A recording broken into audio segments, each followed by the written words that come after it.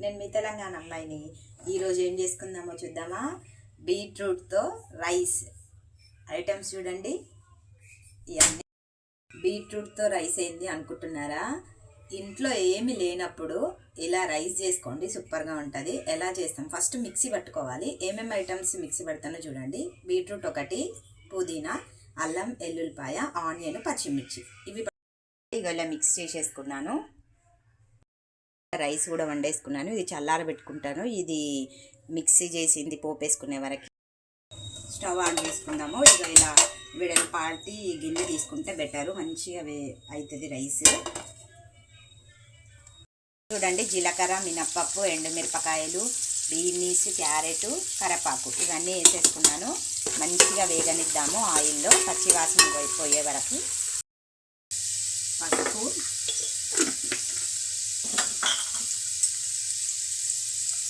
జీలకర్ర పొడి,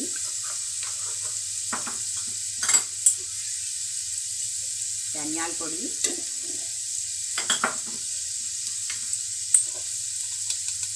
కొంచెం మిరియాల పొడి టేస్ట్ కోసము. మీ ఇంట్లో కూడా మీకు ఏమి వెజిటేబుల్స్ లేనప్పుడు ఇలా రైస్ చేసుకోండి, చాలా బాగుంటుంది. ఒకసారి ట్రై చేయండి.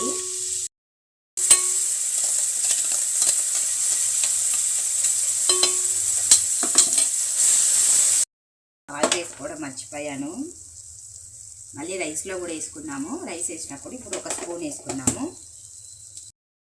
మా ఇంట్లో కారం ఎక్కువ తింటారు, స్పైసీగా. పచ్చిమిర్చి వేసాను కదా 3, అయినా సరే కారం పొడి వేయాలి.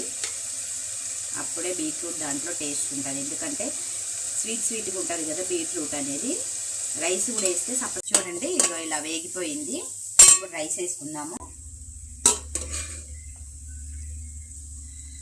సాల్ట్ ఒక స్పూన్ వేసాను నేను. కలర్ఫుల్గా బీట్రూట్ రైస్ మొత్తం కలిపేసాను. ఇది కొంచెం వేడెక్కిన తర్వాత రైస్ రెడీ. ఇగో చూడండి, ఇట్లా ఆనియన్ పెట్టుకొని తినాలి. టేస్ట్ చేద్దాం ఇప్పుడు. వేడిగా ఉంది.